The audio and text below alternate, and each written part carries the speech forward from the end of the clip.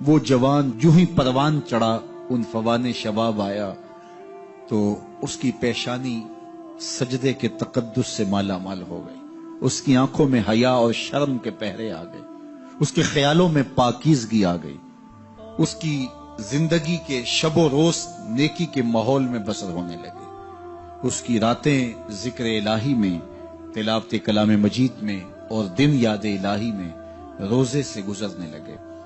وہ جوان جس کی جوانی اللہ کی عبادت میں گزری، کیونکہ جوانی اگر عبادت میں گزر گئی تو بڑھاپا تو پر نور ہے ہی ہے۔ سب سے مشکل مرحلہ زندگی کا جوانی کا ہے۔ شیطان زیادہ ورغلاتا ہے کسی شخص کو جب وہ جوانی کے مرحلوں سے گزر رہا ہوتا ہے۔ تو جس کی جوانی خیریت کے ساتھ گزر گئی اور اس نے اپنی جوانی کے تقدس کو محفوظ رکھ کے منزل تک پہنچا لیا، اپنی عصمت کے جوہر کی حفاظت کی، اپنی آبرو کو لٹنے نہیں دیا، اپنی آنکھوں کی شرم و حیا پر پہرے بٹھائے اور آنکھ کو برباد نہیں ہونے دیا اور اپنی زندگی کے تقدس کا پہرا دیا، تو جو جوان اپنی جوانی کو خیریت کے ساتھ گزار گیا۔ کسی نے کہا تھا نا، کتاب زیست کا ایک اور باب ختم ہوا، شباب ختم ہوا، ایک عذاب ختم ہوا۔ تو جوانی جس کی منزل تک پہنچ گئی خیریت کے ساتھ، عافیت کے سائے میں۔ مشکل تو بڑا ہے جوانی کو منزل تک لے جانا، خیریت کے ساتھ، داغدار نہ ہونے دینا، جوانی کے تقدس کو رسوا نہ ہونے دینا، عصمت کے جوہر پہ کالک نہ لگنے دینا، خواہشات کو غالب نہ آنے دینا۔ آسان کام تو نہیں ہے، مشکل کام ہے، لیکن اگر کوئی مشکل کاٹ گیا، جوانی کے تھوڑے سے ایام میں گزار گیا۔ اللہ اکبر۔ حضرت شیخ ختلی کہتے ہیں، داتا گنج بخش علی حجویری علیہ رحمہ کے مرشد ہیں، الدنیا یوم ولنا فیہا صوم۔ وہ کہتے ہیں دنیا ایک دن ہے، ہم روزہ رکھ کے گزار رہے ہیں۔ تو روزہ رکھ کے سارا دن گزر ہی جاتا ہے، دوپہر بھی آتی ہے گزر جاتی ہے، اور عصر کا وقت بھی آتا ہے گزر جاتا ہے، کھانے کا وقت بھی آتا ہے، چائے کا وقت بھی آتا ہے، سب کچھ ہوتا ہے لیکن گزر جاتا ہے، افطار تک بندہ پہنچ جاتا ہے۔ جس نے زندگی روزے کی طرح گزار دی، جس نے جوانی روزہ رکھ کے گزار دی، خواہشات کو بے قابو نہیں ہونے دیا، مشکل کام تھا لیکن اس نے مشکل کام کر دکھایا۔ اجر کتنا بڑا ہے، سنیے اللہ کے محبوب کی زبان سے سنیے۔ حضور نے ارشاد فرمایا جو سید ابو ہریرہ کے ذریعے سے ہمارے تک پہنچا، فرمایا قیامت کے دن جب سورج کا رخ سیدھا ہوگا، زمین تانبے کی ہوگی، لوگ پسینے میں شرابور ہوں گے، کوئی ٹخنوں تک پسینے میں، کوئی گھٹنوں تک، کوئی کمر تک، کسی کو پسینے کی لگام دی جائے گی، اور وہ پسینہ ایسے نہیں ہوگا جس طرح یہ پسینہ ہے، اتنا گرم ہوگا۔ ابن رجب حنبلی کہتے ہیں اس پسینے کا ایک قطرہ اگر احد پہاڑ پہ ڈال دیا جائے تو وہ پگھل جائے، اتنا گرم ہوگا، بدبودار اتنا ہوگا، ایک قطرہ دنیا پہ ڈال دیا جائے، انسان کیا جانوروں کے دماغ بھی پھٹ جائیں، اس پسینے میں لوگ شرابور ہوں گے۔ لیکن جس نے اپنی جوانی کو عافیت سے گزارا ہوگا، کل قیامت کے دن جب کوئی سایہ نہیں ہوگا، اللہ اس جوان پر اپنے عرش کا ٹھنڈا سایہ عطا فرمائے۔ وہ شخص جس کو کسی عورت نے دعوت گناہ دی اور وہ صاحب منصب تھی، صاحب جمال تھی، اور اس نے یہ کہہ کے یہ خواہش، یہ آرزو مسترد کر دی، انی خاف اللہ۔ اسی طرح کوئی عورت ہے تو اس نے اپنے تقدس کی حفاظت کی، اپنی آبرو پہ پہرا دیا اور کسی پیشکش کو ٹھکرا دیا، تو فرمایا قیامت کے دن جب کوئی سایہ نہیں ہوگا، اللہ اسے بھی اپنے عرش کا ٹھنڈا سایہ دے گا۔ کیسا سخت دن ہوگا، اور وہ کس اعزاز میں ہوگا، کس تکریم میں ہوگا۔ یہ تو 4 دن 10-20 سال ہیں، اور وہ 50,000 سال کا ایک دن۔ پھر اس کو اللہ کا شکر ادا کرنا ہوگا کہ اللہ تو نے کتنا کرم کیا میرے اوپر کہ میری جوانی خیریت اور عافیت سے گزری، اور آج اس کا تو کتنا بہتر صلہ مجھ کو دے رہا۔ انسان جب کوئی اچھی بات سنتا ہے تو انسان کی فطرت ہے کہ وہ آگے منتقل کرتا ہے۔ آج کل وہ شیئر کر دیتے ہیں نا، جو بات آئے تو آپ اس کو آگے بڑھاتے ہیں، دوستوں میں شیئر کر دیتے ہیں۔ تو یہ انسان کی فطرت سے افواہیں بھی اس لیے پھیلتی ہیں کہ جو بھی بات آپ سنتے ہیں فوری آپ کی کوشش ہوتی ہے کہ یہ سب سے پہلے دوستوں کو میں ہی بتاؤں۔ تو یہ انسانی فطرت ہے۔ تو جب افواہ اور ایسی چیز، کوئی غم کی خبر بھی ہو، کسی کی وفات کی خبر بھی ہو، تو اس وقت بھی انسان کی فطرت، سست سے سست آدمی بھی پھر جلدی جلدی فون کرتا ہے، آگے بڑھاتا ہے کہ فلاں سے ایک فوت ہو گیا۔ تو چونکہ یہ فطرت ہے، بات کو آگے بڑھانے کا شوق ہے انسان کے اندر رکھا ہے، اس سے چیزیں پھیلتی ہیں، اور پھر جو خیر کی خبر ہوگی یا خیر کی بات ہوگی تو اس کو تو آگے پھیلانے کا پھر ہمارا دین بھی ہمیں ترغیب دیتا ہے، جذبہ دلاتا ہے۔ تو حضرت ابو ہریرہ اس جذبے کے تحت جو سنتے تھے پھر آگے منتقل کرتے۔ اب حضور کی بارگاہ سے اٹھ کے جاتے تو سب سے پہلے گھر جاتے اور سب سے پہلے اپنی ماں کو سناتے، اور ماں تھی کافرہ، وہ سننے کی بجائے، خوش ہونے کی بجائے سن کے وہ الٹا ناراض ہوتی اور کوئی نہ کوئی ایسی بات کر دیتی۔ سید ابو ہریرہ سے گوارا نہ ہوتا، ایک دن انہوں نے کوئی ایسی بات کر دی کہ حضرت سیدنا ابو ہریرہ رضی اللہ تعالیٰ عنہ نے فیصلہ کر لیا کہ آج ماں کو چھوڑ دینا ہے، کیونکہ میں یہ گوارا نہیں کرتا کہ میرے آقا کے بارے میں کوئی ایسا جملہ کوئی بولے۔ اور تھی گھر میں ماں ہی، بھائی بھی کوئی نہیں تھا، بہن بھی کوئی نہیں تھی، باپ بھی فوت ہو گئے تھے، شادی بھی نہیں ہوئی تھی، تو ماں ہی ماں گھر میں، اور ماں اور بیٹا اکٹھے رہتے ہو تو پھر محبت بھی مثالی ہوتی ہے۔ تو اب ماں ہی ایک رشتہ ہے مادی دنیا کے اوپر، تو حضرت ابو ہریرہ رضی اللہ تعالیٰ عنہ نے فیصلہ کر لیا کہ چھوڑ دینا ہے۔ چھوڑ کے گھر سے نکلے، لیکن دل ڈوب رہا ہے کہ ایک ہی تو رشتہ تھا، وہ بھی گیا۔ افسردہ ہے، حضور کی خدمت میں پہنچے، دل و قلب و نگاہ کے مرشد اولین نے ابو ہریرہ کی اداسی دیکھی تو فرمایا ابو ہریرہ کیا بات ہے؟ تو حضرت ابو ہریرہ جس طرح بندہ پھٹ نہیں پڑتا، تو عرض کی حضور میری ماں کی ہدایت کی دعا کر دیجئے۔ ساری کہانی 2 لفظوں میں بیان کر دی، میری ماں کی ہدایت کی دعا کر دیجئے۔ حضور نے نہیں پوچھا کیا ہوا، کیا ماجرا ہوا، فوراً ہاتھ اٹھ گئے، اور لفظ کیا تھے؟ اللہم اہد ام ابی ہریرہ تھا، اے اللہ ابو ہریرہ کی ماں کو ہدایت دے دے۔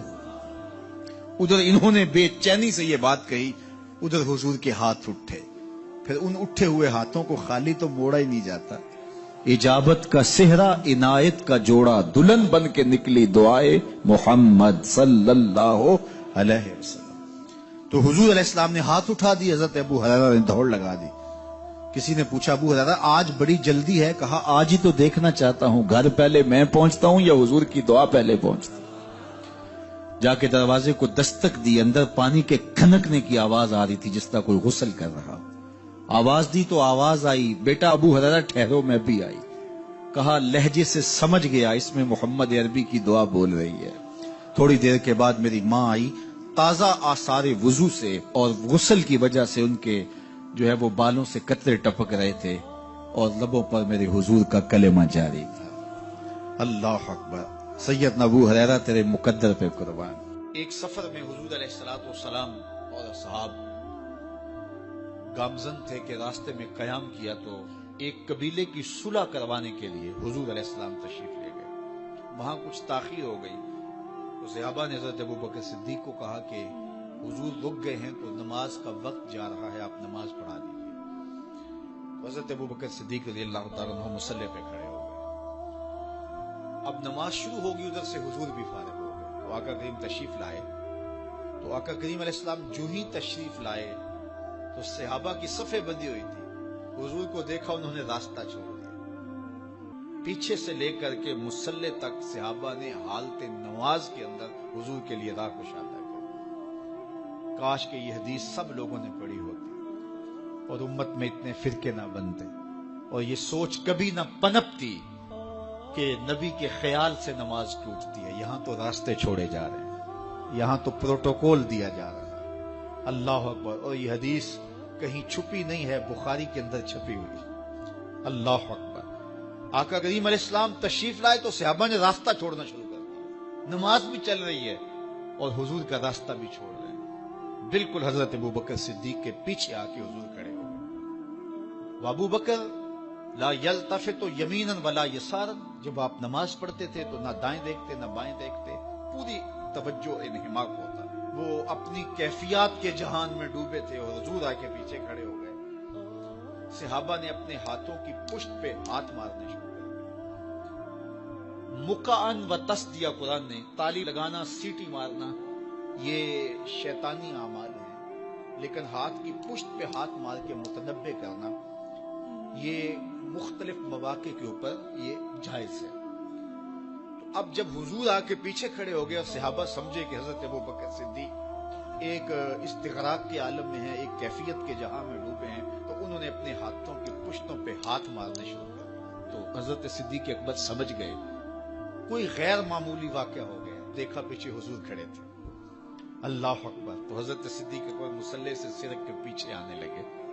تو آقا کریم نے اشارہ کیا رکو نماز پڑھاؤ. سیدنا صدیق اکبر اس کے باوجود پیچھے آ گئے. کبھی ہوتا ہے حکم اور کبھی ادب آگے ہوتا ہے. اللہ اکبر. حضرت سیدنا علی المرتضیٰ رضی اللہ تعالی عنہ کو کہا نا حضور نے صلح حدیبیہ کے موقع پہ صلح نامہ لکھوایا جا چکا تو لکھا یہ محمد رسول اللہ اور قریش کی جانب سے ہے. تو عروہ نے کہا اگر محمد رسول اللہ مان لیں ہم تو پھر لڑائی کس چیز کی ہے؟ تو اس لیے محمد رسول اللہ نہیں محمد بن عبداللہ لکھا جائے. تو وہ اس بات پہ بضد ہو گئے اور اگر ایسا نہیں ہوتا تو معاہدہ ٹوٹ رہا تھا. تو حضور نے حضرت علی المرتضیٰ سے کہا کہ چلو رسول اللہ کا لفظ مٹا دو. عرض کی میں تو نہیں مٹاؤں گا یہ نام میں تو نہیں مٹا سکتا. پھر حضور نے خود مٹایا. اب یہاں حضور نے کہا ابو بکر رکو، لیکن حضرت ابو بکر نہیں رکے، پیچھے آ گئے. اور پھر حضور خیر مصلی پہ گئے. نماز ہوئی، سلام پھرا. تو حضرت ابو بکر صدیق رضی اللہ تعالیٰ عنہ کو حضور نے کہا ابو بکر جب میں نے کہا تھا تم رکے رہو تو تم کیوں پیچھے آئے؟ تو سنو حضرت ابو بکر نے کیا جواب دیا رضی اللہ تعالیٰ عنہ. کروڑوں سلام، لاکھوں عقیدتوں اور نیاز مندیوں کے خراج ان کی چوکھٹ پہ عرض کرنے لگے ما کان لابن ابی قحافہ ان یؤم رسول اللہ صلی اللہ علیہ وسلم. حضور ابو قحافہ کے بیٹے کی جرت کب ہوئی کہ رسول اللہ کے آگے کھڑا ہو کے نماز پڑھائے؟ یہ ابو قحافہ کے بیٹے کی ہمت کب ہوئی کہ رسول اللہ کے سامنے کھڑا ہو کے نماز پڑھائے؟ تو ادب پہلا کرینہ ہے محبت کے کرینوں میں. حضرت ابو بکر صدیق رضی اللہ تعالی عنہ نے اگر حضور علیہ الصلوۃ والسلام کی اطاعت اور حضور کی محبت، ادب، فرما برداری اور جان ساری کے انوکھے باب رقم کیے ہیں، لیکن حضور نے بھی ان کو جو اعزازات دیے. ایک خاتون آئی مسئلہ پوچھنے، آقا کریم نے فرمایا پھر آ جانا. اس نے کہا پھر آؤں اور آپ نہ ملیں؟ تو کہا میں نہ ملوں ابو بکر تو ملیں گے نا. اللہ اکبر. تو اپنے بعد اشارہ دے دیا ان کی طرف کہ میرے بعد میرا نائب ابو بکر ہے. اللہ اکبر. عزتوں کی مسند اور عزتوں کی معراج اور عزتوں کے مقام پہ سیدنا صدیق اکبر رضی اللہ تعالی عنہ کو بٹھایا. میرے والد گرامی رحمت اللہ تعالی علیہ نے پوری زندگی میں کوئی ایک تقریر بھی ایسی نہیں کی جس میں یہ اشعار نہ پڑے ہوں. جب وہ خطبہ پڑھتے تھے تو خطبہ پڑھنے کے بعد یہ اشعار پڑھا کرتے تھے جس میں اس کی کیفیت ہے کہ جو حضور کے شہر میں جانے کے لیے تڑپتا ہے. ز مہجوری برآمد جان عالم، ز مہجوری برآمد جان عالم، تراہم یا نبی اللہ تراہم. کہ عرض کی جا رہی حضور آپ کی جدائی میں پورے جہان کی جان نکل رہی. ز مہجوری برآمد جان عالم، تراہم یا نبی اللہ تراہم، نہ آخر رحمت للعالمین.